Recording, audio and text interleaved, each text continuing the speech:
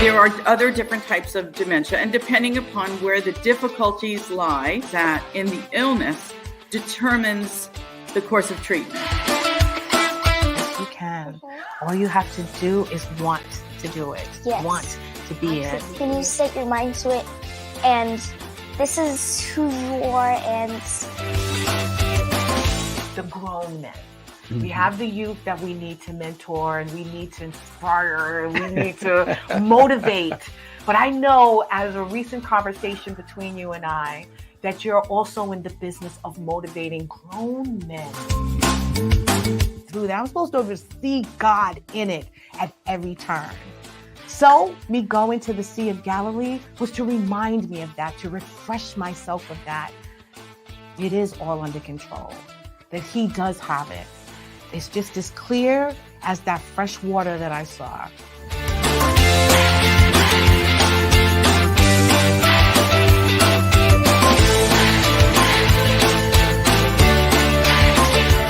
Fuel Our Unity, hosted by LeShawn Walker, Tuesday nights, 6 p.m. PST.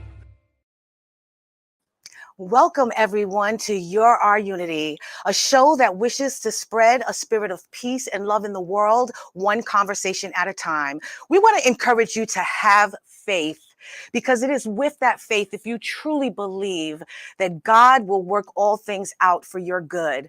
I am your host, LeShawn Walker. I'd like to welcome you into my temporary but beautiful new set. Also, please like, share, and follow. Let everyone know that we're on right now. I hope you guys had a wonderful week. You know, I've been celebrating for like the past 3 weeks, and my birthday was just Saturday the 21st, and I did not stop celebrating. It was truly amazing. I hung out with my family, and I forgot to show you guys some more pictures. So I just wanted to let you know that I stopped and smelled the flowers this whole 3 weeks of January. I have taken every opportunity to enjoy every moment and to be proud of the little things that I'm doing in my life. So I celebrated with my family this weekend, and last weekend, you know, I was with my girls, and the fun and the party will continue. I have some wonderful things going on with Your Our Unity, and I also have some wonderful people that I want to continue to share with you guys. So I don't want to, talk too much about what's been going on in the past week. I want to delve right into the conversation. So as you know, the end of last year, I was sharing with you guys that I was going through a lot. There was some things happening in my life, some tribulations and trials that I don't think I was prepared for. And though I'm a very spiritual person and deeply, rooted in the Word of God, and I know that He will handle all things, I still was stuck in the sadness and the depression and the frustration of what was going on. And I started to doubt my faith. And I actually started questioning what faith actually meant to me. And I started having conversations with family and friends and a few of my mentors, and I kind of wanted to dig a little deeper into what faith actually is, because I'm sure a lot of people out there question it, and I'm sure also have questions about it. So I wanted to discuss that today with 3 amazing people in my life, and 2 of them you've actually met before, and the third one, Mr. Neddy Smith, you're going to meet today. So let's just get right to it. I want to introduce you to first my purpose panel. And the purpose panel basically is just to have candid discussions with diverse voices to just share their common goals.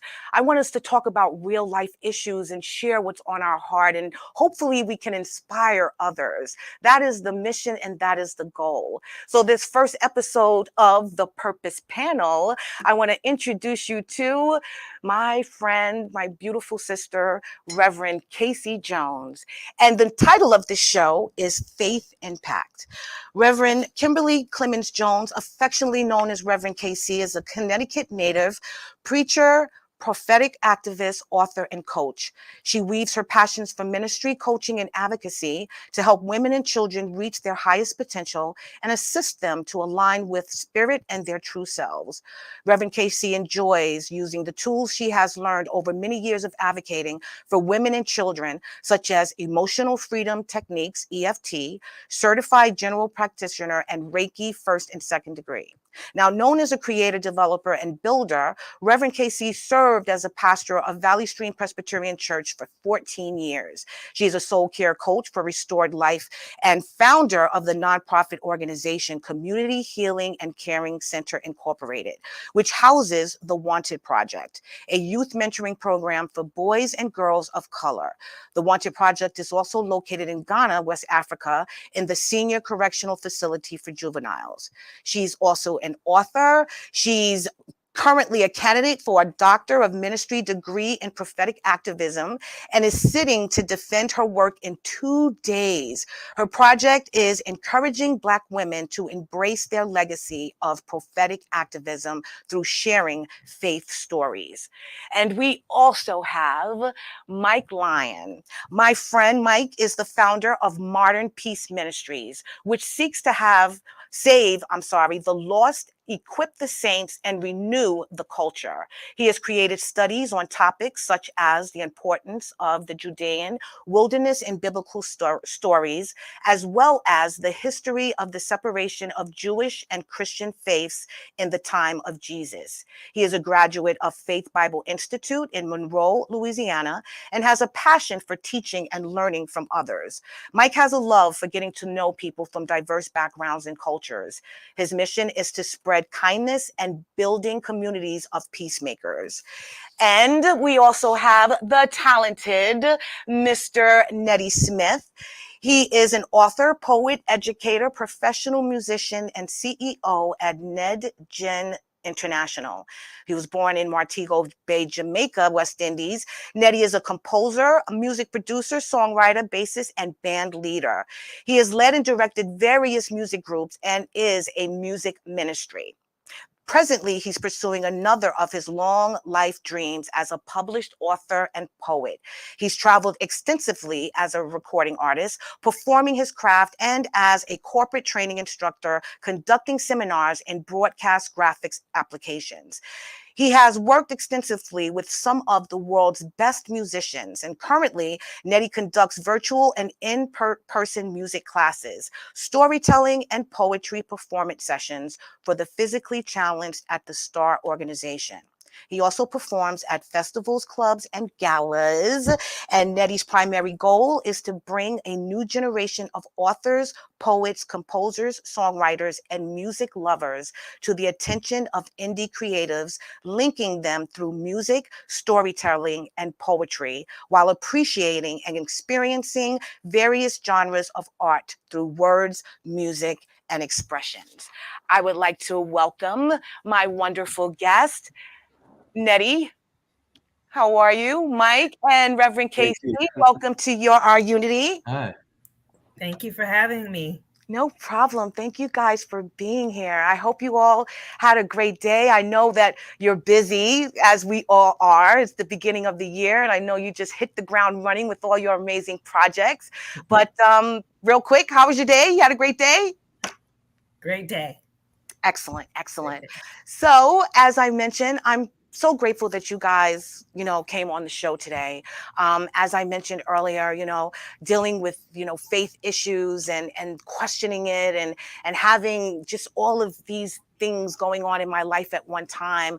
I was struggling for a little while, and I reached out to a few people, and I just thought it would be a great conversation to have on Our Unity, especially with people who sort of can relate to it and who have like a spiritual understanding of what faith is. So I want to dig right into the subject, and we know it's faith impact. Real quick, we know that faith is from the Bible. From the definition is defined as belief with strong conviction, firm belief in something for which there may be no tangible proof, complete trust, confidence, reliance, or devotion. Faith is the opposite of doubt. So that's what I've been doing lately. A lot of doubting. And I'm trying to talk myself off that ledge and to avoid going down the rabbit hole. So real quick, we know what the definition of the word faith is in the dictionary. Reverend Casey, from your perspective, can you please tell us what to you does faith mean? For me, faith is a verb, right? So it is an action. What we do every day when we have faith is faithing. We are actively engaging in our relationship with the divine. And we are, it's a journey. And I think that's where people, they think they receive Jesus Christ as Lord and Savior or God, and that the faith is just going to appear and it's going to stick around. Right. But it's really an active journey. It's a challenge for the rest of our lives because everything is not going to go our way. And so as we faith, we're learning, we're growing, and we're continuing to call on God as that person or that deity that just, keeps us on the straight and narrow and going towards the goals that God would have us to go to. Yeah. Yeah, no, I agree with that. And I love that you said that it is a challenge because that's exactly what I've been experiencing. And you're right. I did go through life thinking, growing up in Jehovah Witness Church and, various other denominations that you believe in God, you automatically have faith. It was just the exercising of that faith I did not know how to do. I thought, like you said, it's a verb, it's just a word. And I was using it in that context, but not actually using it in its action. So what do you think about that, Mike? I mean, it is a challenge. I mean, how do you feel and what do you think about faith and what it is? Interestingly, the way I look at it is kind of a combination between what you said and what Reverend KC said. Without having looked it up in the dictionary, I kind of figured it's a belief in or a trust in something. And yeah, it drives you to action. If you truly believe something, you will act on it. If you I don't know, kind of have a false belief. You might say you believe in something, but you will not be changed. And you and I have had this analogy. We talked about this, but for the benefit of the audience, okay, if I tell you guys right now, hey, there's a tornado coming, there's really bad weather, and it's about to strike this building. If you say, oh, okay, I believe that there's a tornado coming, and then you continue to watch the news and you just lay back on your couch, do you really believe that there's a tornado coming? Right. If you truly believe that there is a tornado coming to hit this building, you will get up right now and you will leave, Right. So when we have faith in God, and it's interesting, LeShawn, I've also had these struggles in starting to understand through my local church that faith drives you to action. It's something I've been growing in recently as well. Right. Yeah, no, I like that. And when you mentioned that analogy about the person sitting in the house, they hear about the tornado and they don't move. That person that's sitting in that house is probably having faith that God is going to save. And I think we had that conversation as well. God is not going to hit the house. I'm not going to be affected by this storm. There are some people with that type of faith as well. And again, I would move to action, meaning I would take the heed, but I would still move to do something to make sure that I was safe. But there are people that would probably say, yeah, I heard about it. God got me. I'm going to be okay. And my house is not going to be affected. But yeah, no, it is. It's definitely, it's a challenge, but you do have to have like a true belief in it and you have to move in it. What do you think about that, Neddy? I mean, again, we've had the same discussion actually. So what do you think faith is? The Reverend said it well. It's action. Because if I look at it from the point of view of my heart, I have faith that I will get up in the morning. My heart is beating. That's the physical component that I know. Yeah. But I have faith that the action that's taking place within is going to manifest itself in the morning. So I don't worry about tomorrow, yet I know it's coming. Yeah. Yeah. See, there is a simple idea about hearing. When we hear, it's like hearing the music of nature, the musicality of life beats on, the musicality of the earth beats on. And so if we look at the musicality, and I'm talking musicality because I'm a musician, Mhm. and that's my relationship. That's how God and I relate, like David in the wilderness. Yes. He was relating through his musicality. Right. No matter what was going on, he had faith, knowing that the music is going to hold him and connect him somewhere. He Yeah. had no idea where, Yeah. but he knew that there was something divine about the musicality within him. Yeah. So when, as a composer, when we get a message, it's abstract. No one really knows externally what it is except this abstract thought that comes in. And because you're spiritually in tune with the message, you grab onto it. Right. So there must be a trust that Yeah. what you receive is from the divine. Yeah.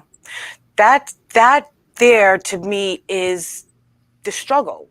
Is I believe, and I'm sure a lot of people out there as well, they believe that they will get through it. It's just connecting to it in that moment when you're going through it. How do you do that? How do you stay steadfast in faith when you're feeling just the weight of everything and the process that you have to go through in order to get there? I mean, I am a person that I do love to look past what I'm going through, but sometimes when it keeps piling on and piling on, it's almost as if I'm daring the devil to do it. So I did get even more frustrated because now that light that I saw just keeps getting smaller and smaller. So how do you, Reverend Casey, how do we first, as Nettie said, get connected to God? Because there has to be a way for us to get that connected to whereas our faith becomes unwavering. And also, how can we not allow, what we're going through really affect that belief and that faith? So I think I'm sorry. It just went out of my head. Your first question was about The connection, like how, connection, yeah, you. which is exactly community, Mhm. right? So there are a lot of people who think and they can worship alone, they can do their Bible study alone, so forth and so on. But growth and maturity happens when friends get together, when you're at church, where you're able to be in a group of people who are trying to learn the same things about their faith. I don't think, we can meditate, we can pray on our own, but there's nothing like going into a community of believers and having that backup. So when you're not feeling your best, when you're not doing your best, you have people who can say, I understand, let's pray. I understand, let's read the Bible together. I understand, let's motivate each other. Right. I think the problem comes in general with Christians is that we think we have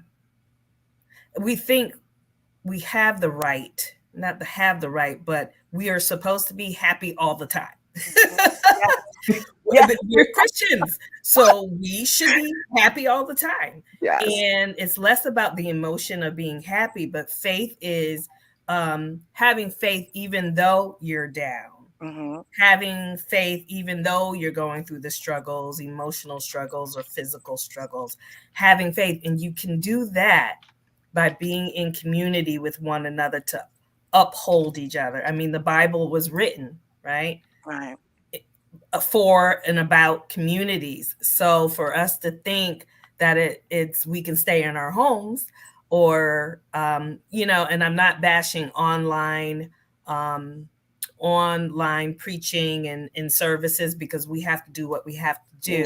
Right. But there's nothing like being in a small group. And you can do that through Zoom and other platforms. If it's a small contained group, you can still share that way. Right. But getting together and sharing life, because life is hard. And as I said before, the journey of faith is a lifelong challenge. Yeah. It's not, we're not going to get it forever. Yay. It's just not going to happen that way. I had once had a member who I baptized, and I changed what I said for baptism. And you might have heard this, LeShawn.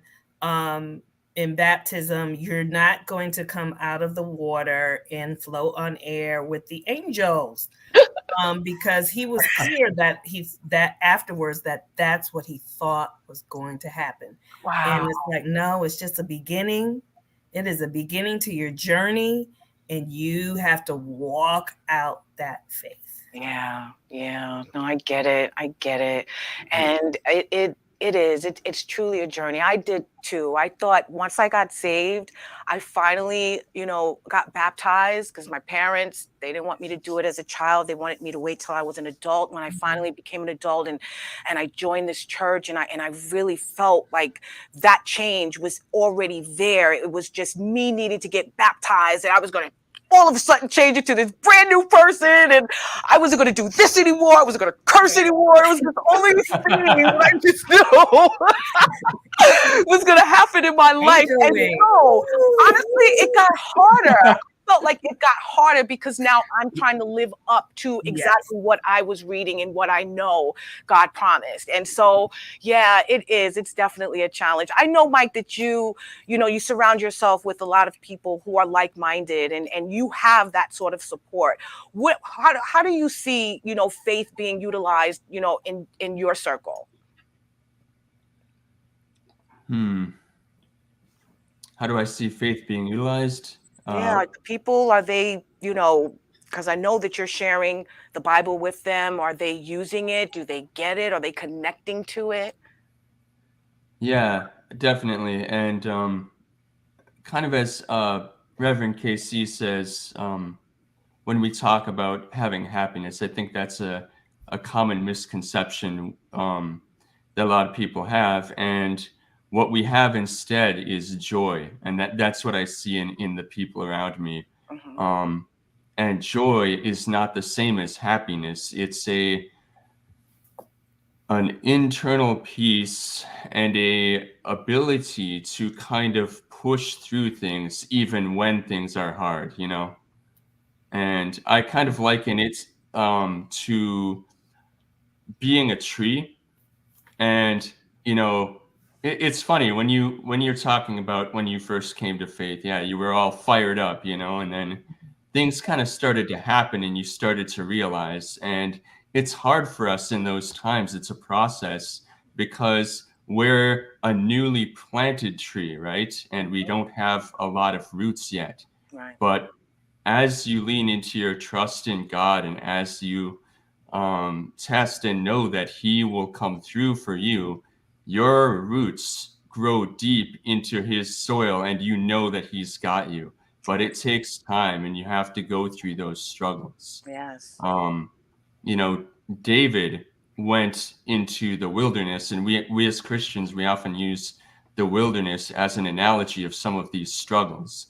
But sometimes God puts us in that wilderness because there's something that He wants to teach us that He can't teach us somewhere else. And so even knowing those things and reading the Word and recognizing, hey, look, I'm in a wilderness right now. God has something to teach me here. I'm going to stay here till I get it. Then I can walk out. Those things help. And yeah, like you guys said, the community around you also helps. Yeah, no, that's very important. It really is.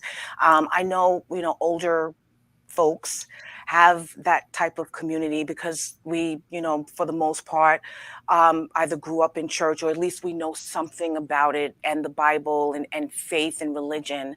I feel, the younger generation does not have that same support and that same information. I don't think that it was instilled in large part of the younger generation.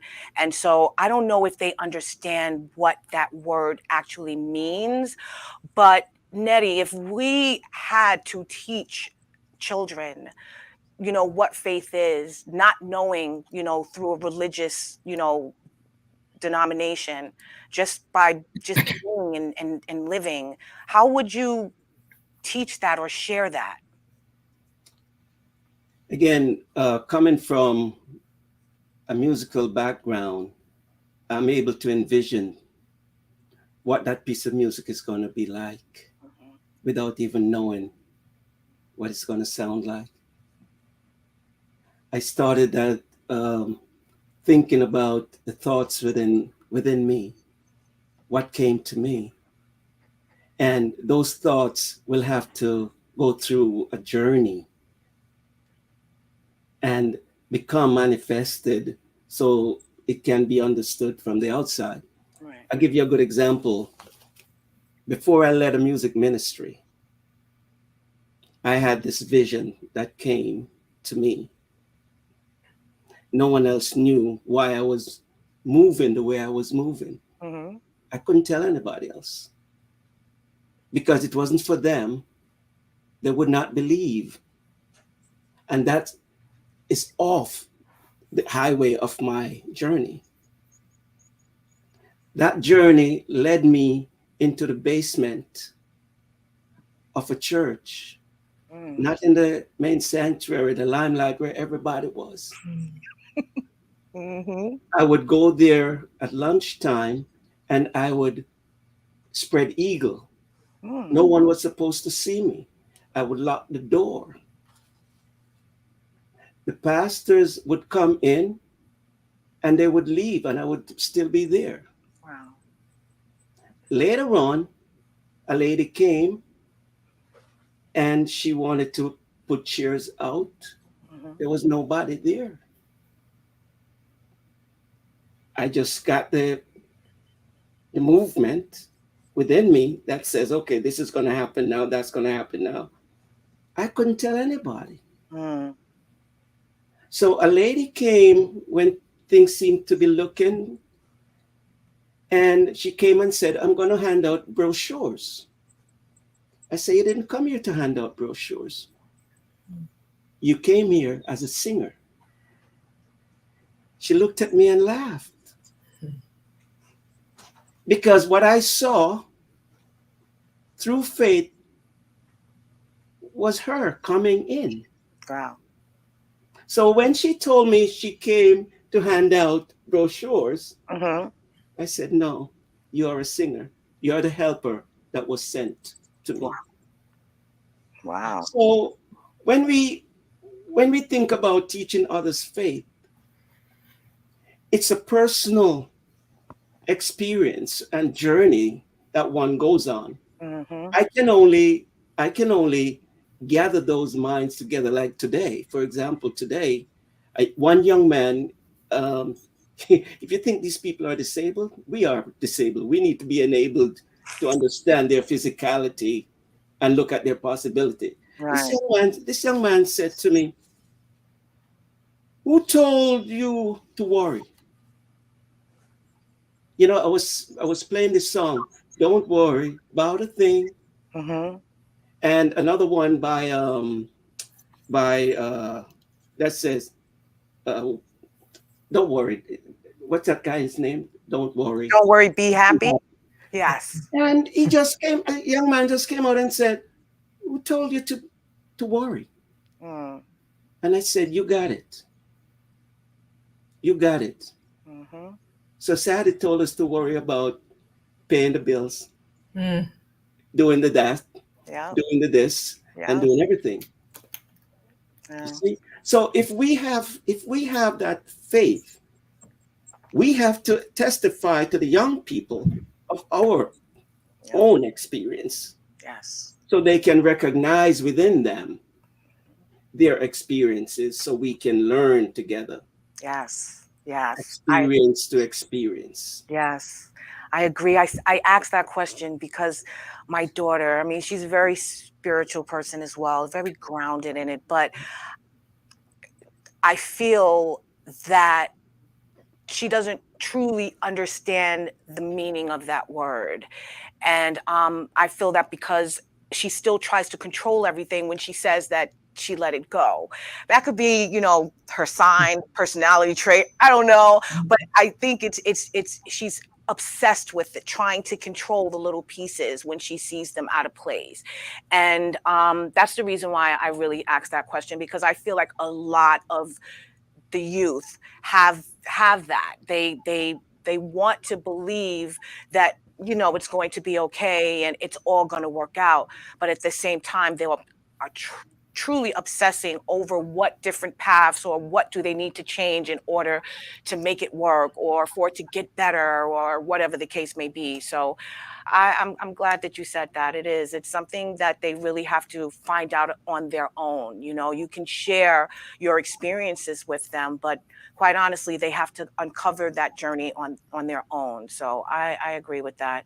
Reverend KC, I mean, the youth that you're working with, do you speak to them, about faith and what that means? Because I know you have the Wanted Project and the Community Healing Center. Mm-hmm. What are you sharing? I'm sorry. What are you sharing? So it's the Wanted Project is not faith-based, but of course there's ways of, talking about faith. I mean, we talk about gratitude and what are you grateful for, and we talk about accountability and things like that. I was thinking about when Neddy was speaking, I'm wondering if the person he was speaking to was a Gen Zer. Because he sounds a lot like my 24-year-old who it's interesting. I have a couple of millennial children and a couple of Gen Zers, and the millennial children was that first generation to be insulated, right? Yeah. Just they could go to church online forever and be okay with it. Yeah. And then the Gen Zers came and they kind of have small groups, but they're still pretty insulated unto themselves as well. And it's hard, but we're going to have to find a way to accommodate them because they just learn. It's like multiple learning, I forgot what you call that, but multiple intelligences. Right. We have to tap into those emotional intelligences. And I keep hearing about these Black 26, 27, 30-year-olds. Think of Stitch, who just committed suicide. They're all millennials, and they're used to just being alone and holding themselves in instead of expressing what they feel. Yeah. And so that is the generation that kind of scares me even more than the Gen Zers who talk. Gen Zers can talk you down. They're asking about stuff they're not supposed to know. Yeah. They're asking you about it. So at least they are in community and they're talking it through. You might not understand what they're saying sometimes. They might not agree with you a lot of the times, but at least they're pushing for it and they're emoting and they're telling you what they feel. Yeah. And so I think when you're talking about faith, getting those youth or young people, they're not youth anymore, in community and talking about what are the issues in life. Yeah. And what do you need to live this life without much hurt, harm, and danger coming to yourself and to others around you. Yeah, no, I agree. I thought about that as well, that, there's so many young people who are taking their lives because they're not seeing the hope, and that to me is rooted in faith as well, that the belief that it's going to be okay. I'm going to get through it. I seek some help. I ask for assistance. Like, these things are available, but they don't see that, and they don't see just that it is possible. And so I feel that we need to inject a whole generation, Gen Zs, millennials, the XYs, all of them, with the fact that, things will work out for your good. God will make sure of it. You just have to stand steadfast in your faith. Can I just add to that? Yeah. Social media, and I don't like talking a lot about social media because listen, we're on it now. It's working, right? But at least with the millennials, they grew up in everything comes quickly on the internet. True. You can become a star, an influencer, like in 2 seconds. Yes. I mean, of course I'm exaggerating, but no, you're No. right. Yeah, right. And when it doesn't come quickly, it's like the end of the world sometimes. Yes. And so we have to start thinking about that as far as this is I keep going back to this because it keeps reinforcing what I'm saying. This is faith is a journey. It is a long haul, step by step, experience by experience. So if we're looking at someone on TV, on the internet that looks beautiful and she or he is doing everything right and they're influencers, they're not looking at what's behind the scenes. Right. They're forgetting that life is not just perfect. Exactly. You said life ain't no crystal stair. That's there right. It's not. So right. Oh, but my you can still have faith and have that faith that pushes you forward, even if you feel like you can't go another step. Yeah, no, I agree. What about you, Mike? In terms of your approach to staying faith-filled, how would you suggest one who is struggling with it? And you may just be talking to me, my friend. How would you suggest someone who is struggling with their faith go about strengthening it?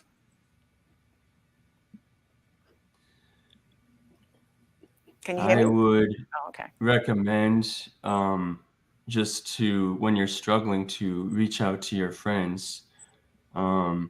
Casey, I think you kind of talked about this. People have this mistake that they say, "Oh, I'm spiritual, but I don't really need to go into a church. I don't need to do that." And it's good to have a strong relationship with God, but He built us to also have a relationship with Him through other people.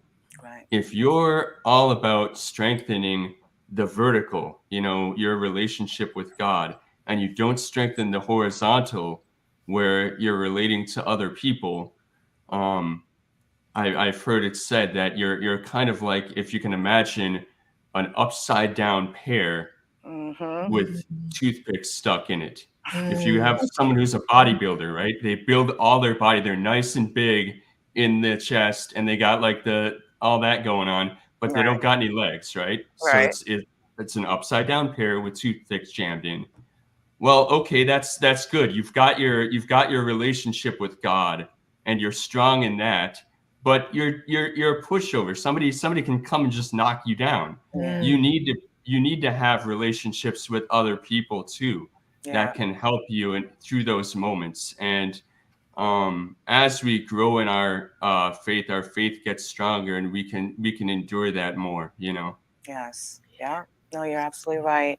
I totally agree with that. I think it is important that, you commune with others, that you share, your journey, what you're going through with others. And it did help me strengthen my faith, because I'm serious. I usually don't share a lot about what's going on personally with me. I'm a good listener, so I'm always, inquisitive and curious and nosy about everyone else's business, but my own, I tend to keep to myself. So the mere fact that I saw that I was sharing what I was going through with anyone who would listen, and for the past 4 or 5 months, literally made it feel so much better. Like, I feel like I was able to vent and get it out. And I think I was also able to see that, it is going to work itself out. It isn't that bad. You will get through this. God does have you. And only because I kept hearing it from other people, it was like a cacophony in my ear every single day of music and love and just, just encouragement that you're going to get through it. I had to see it. So I agree. I think that it is important that you share with others, because it's not going to do you any good, as you said, if you're just, believing in God, but, you're not showing it and sharing it here on earth. So I want to know, because we have 15 minutes, and I know I want to share everyone's business and what you're doing. Neddy, I want to ask you, can you tell me what faith looks like when you do have it? Because I know that I have this now newfound joy. I don't know if it's because my birthday, I've been celebrating for a month, but I do feel kind of happy. So Amen. I'm assuming that it's my faith is just being magnified now. But what does it look like, and what could it look like for the average person, or even for you? A recent example, I have a young relative that came from Europe who had never read the Bible, had never gone to church, had never really listened to anything about the Word of God or knowing the history Right. of who the Bible is really talking about or where its origin. She had zero. My challenge was not to bring her religion. Mm-hmm.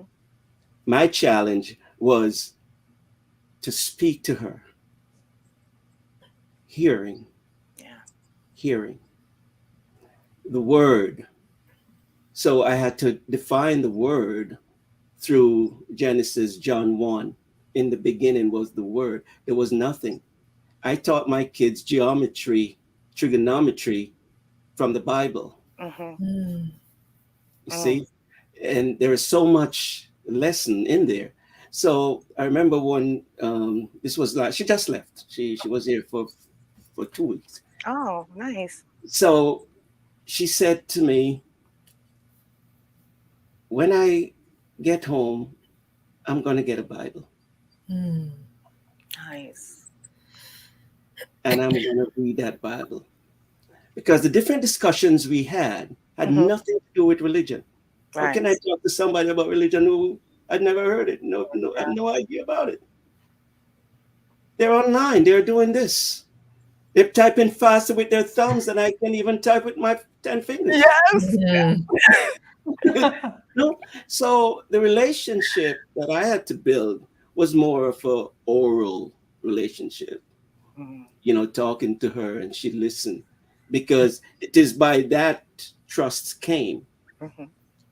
So first thing, she had to hear, she had to trust, then she had to hear, because they can listen to you and don't hear you, shut you off.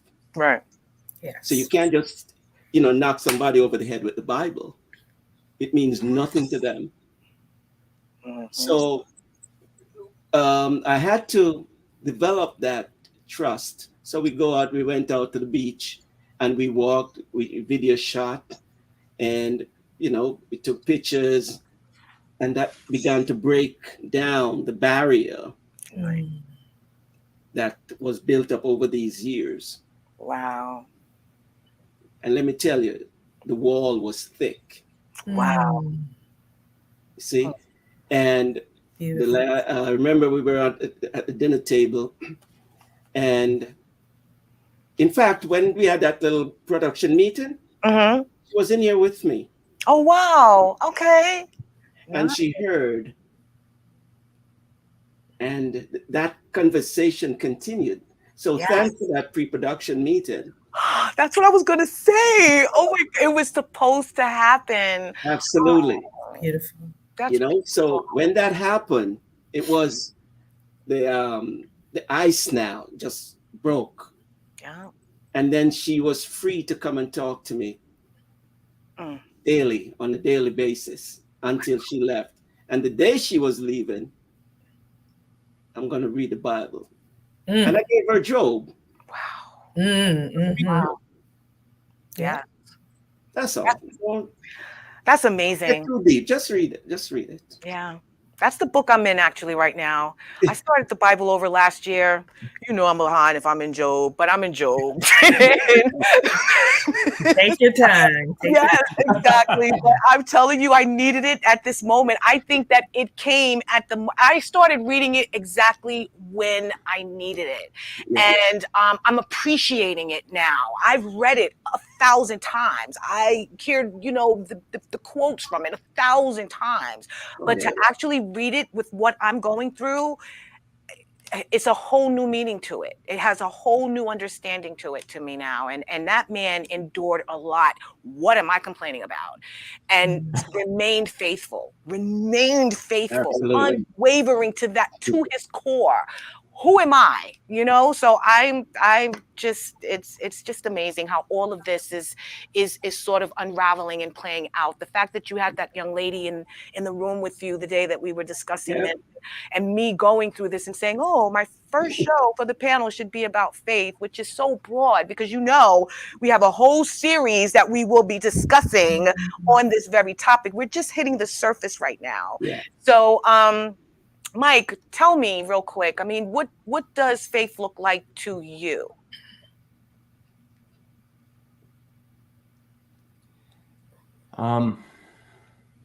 I would say it's something that moves inside of you and changes who you are. As Christians, we are called to be salt and light to the world. And so everybody's in a different place and everybody has different perspectives, but we're all growing by following God. And my prayer is that when somebody comes across any of us and anybody who's a believer, that they say, there's something different about that person. There's a lot of people right now that are struggling through the things that have been happening in the past couple of years, and we have an opportunity to, we don't even have to try necessarily. If we have that joy within us, someone will see that and they'll go, what's up with that person, Yes. And then we get to share. Yes. Yeah, that's why I think I'm that ray of sunshine. I kind of brighten everyone's day. I could be a little down, but you will never know it, because I want them to see, my connection, to my faith and to God and my belief. But at the same time, obviously sometimes I am putting on the mask just so that I can get through it as well. Reverend KC, I mean, considering that it is a journey and we need our family and our friends to be involved, in our journey as well, in order for us to remain solid in our faith. What does it look like to you? And tell me, how can we sort of help others who don't know what it looks like, show them what it's supposed to look like Mike just said, you should have that air. You should be that beacon of light and faith. How do we do that? I think the number one thing is humility. I was in a lecture this morning by Dr. Brian Law, and he said, we were talking about discipleship, and he said the first thing, there's 3 steps in discipleship, and the first one is following, right? So Jesus told his disciples, he just spoke to them for 2 seconds and said, follow me, right? He didn't preach to them for years, and that was a mental thing, and that was humility to find out more. Yeah. You have to be, you want to find out more. Okay, what's this person talking about? And what Mike said was great, because if they see you, they want to know more, right? So I think humility, being able to look at someone else's life and say, hey, I'm interested, instead of, I don't know what's wrong with them, or I got it all together, even though you don't. Right. And then after you follow, Law said that you begin to be changed after you follow. Right. And that's when your heart is involved with faith. right? That's when you know. So coming in, following first requires great humility, Right. especially with the younger generations, I think. Yeah. So when some people are at that point where they're like, okay, I'm going to follow because I don't know anything else to do. And Right. some people just will say, well, I'm interested. Right. Tell me more. Yes. But then when you get them, the heart is attached. And Yeah. that's where the faith can come in. Yes. Yes. So You're humility. Yeah, I like that. I like that. I think I'm gonna have to share that with my daughter today. Thank you so much. That was great. I love that we ended it on that. Humility is what we need also to strengthen our faith and our belief. Well, guys, we have 5 minutes, and I want to get to everything that you guys have going on real quick. So I want to start with Reverend Casey because she also has to leave soon. You have another meeting, I believe, after. So real quick, you can bring that up, Bobby. She has the Restored Life Coach Certification Training Program. Tell us a little about that, right, real quick. Sure, coach certificate. This will be my third class of certifying life coaches, and a lot of it is biblically based. So in order to go out and help their communities, find the healing that they need. So I certify coaches so that they then can go out and have clients.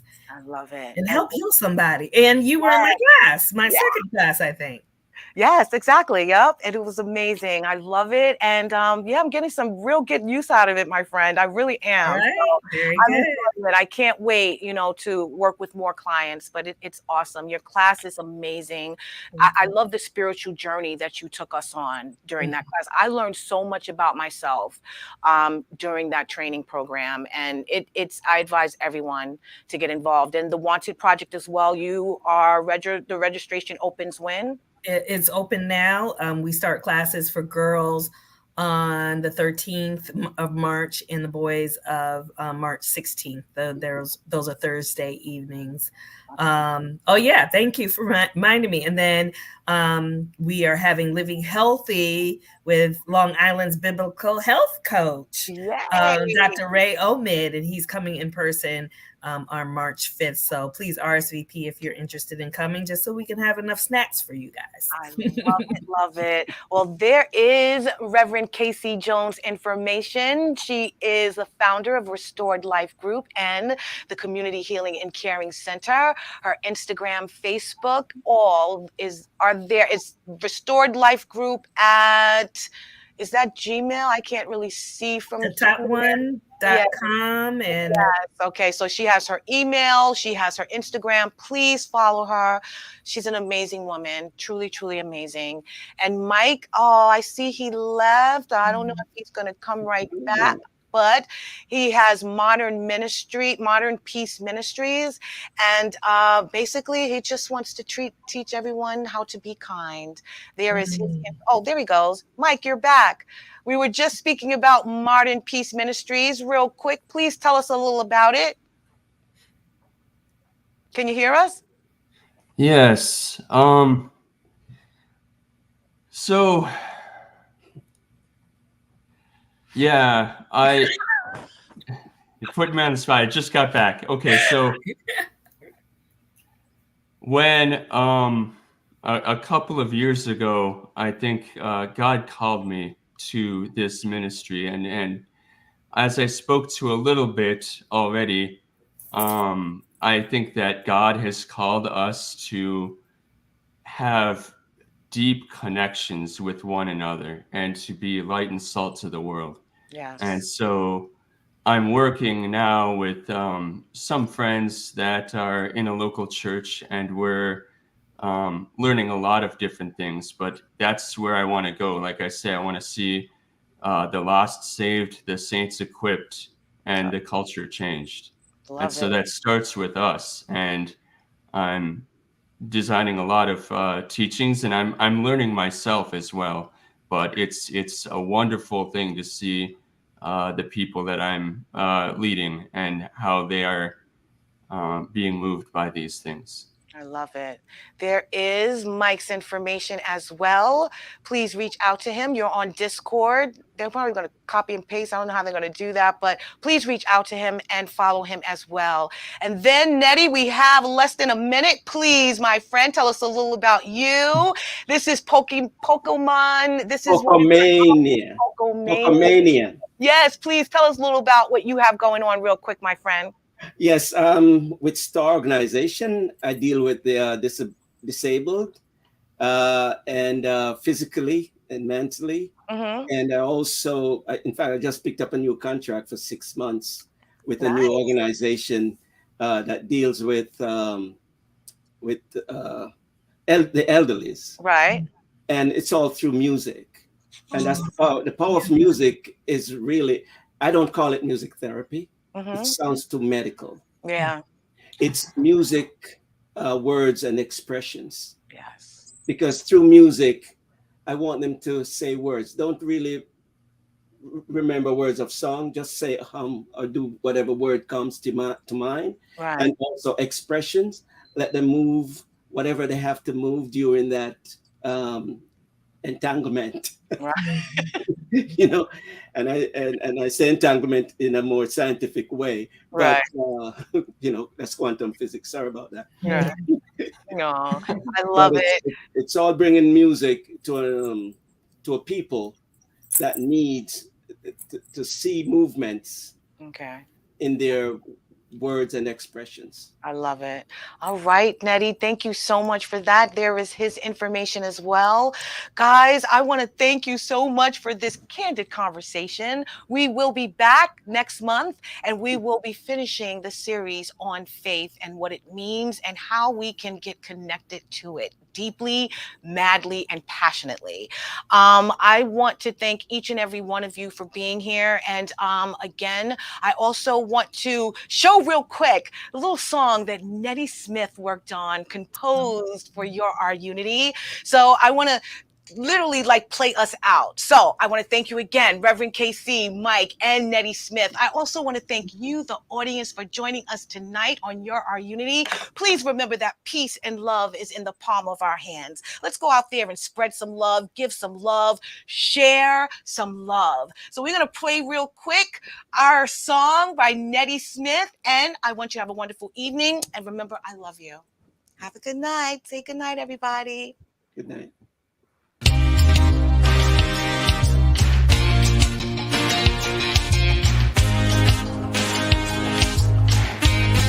Here's to be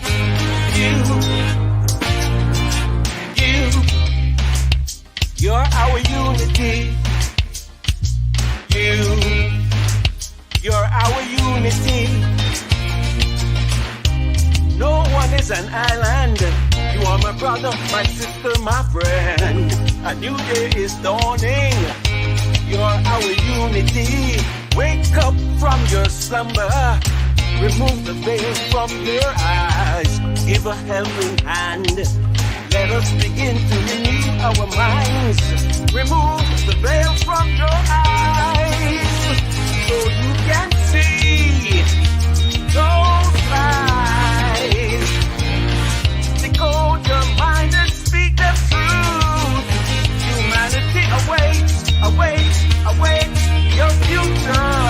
Why you're our unity. You're our unity. You're our unity. You're our unity. Dare to believe you're number one. True love defines you. Know yourself, no time for hate. Destiny uncovered you from the day you were born. You're a masterpiece revealed. Remove the veil from your eyes so you can see those lies. Decode your mind and speak the truth. Humanity awaits your future. Why you're our unity. You're our unity.